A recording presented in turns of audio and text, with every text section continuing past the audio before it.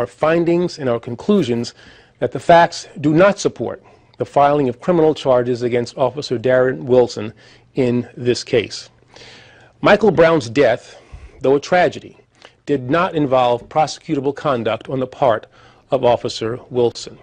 If Michael Brown's death was a tragedy, then every thug who's been shot by a cop while attacking a cop has to be classified as a tragedy. Welcome to Gimme 5. That was the Attorney General yesterday. I guess he's a racist because we all know that Michael Brown said, "Hands up, don't shoot," and was cut down in cold blood by a racist cop, right?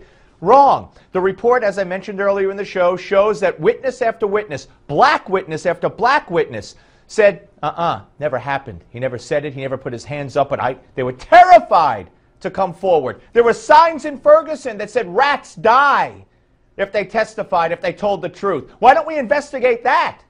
Intimidation of honest citizens who want to tell the truth. Remember Al Sharpton at the day before the funeral? Watch. Then we come to Ferguson, Missouri, the show me state, and see a young man 18 years old shot down in the streets unarmed. And rather than you address it, you tried to smear the young man rather than uphold the principles of justice and dignity. I want you to know these parents are not going to cry alone. They're not going to stand alone. They're not going to fight alone. We have had enough. It is so pathetic. And to this day, the media calls him an unarmed teen. Gunned down, an unarmed teen, a thug! Justified that he was killed. Even Eric Holder says so.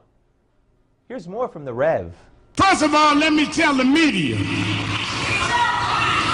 the tape I saw, when they talk about they got a tape of this great robbery, I saw tape of some young guy that may have been shoplifting. There's a difference between robbing and shoplifting. Oh, there's a difference between robbing and shoplifting.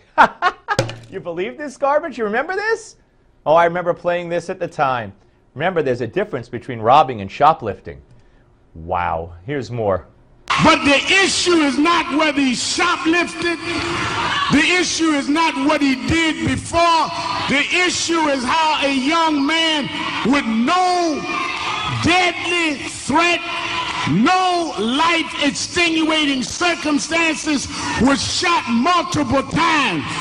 That's the issue, and that's the issue America's got to deal with. We don't want no double talking. We don't want no backsliding. We want to know where justice is. We had justice yesterday, my friend. Rabble-rouser, unbelievable garbage. Now, remember the friend of Officer Wilson told his side of the story from the beginning on a radio show? So he goes in reverse back to them, tries to get out of his car. They slam his door shut violently. I think he said Michael did.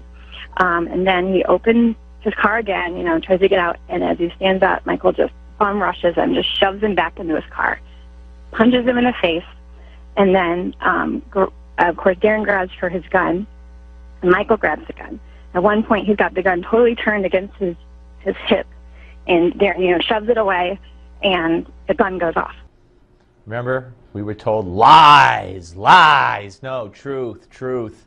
Guy never raised his hands and said, "Don't shoot." Never! Remember the U.S. Congress walked out and did, "Hands up, don't shoot"? Pathetic. Here's more. Darren, of course, protocol is to pursue. So he stands up and yells, "Freeze." Michael and his friend turn around, and Michael starts taunting him, "Oh, what are you going to do about it? You're not going to shoot me." And then he said all of a sudden, he just started to bum rush him. He just started coming at him full speed. And so he just started shooting, and he just kept coming. Yep, until he shot him in the forehead, and that was the end of it. Justifiable. A cop is attacked. He defends himself. Nothing more to say.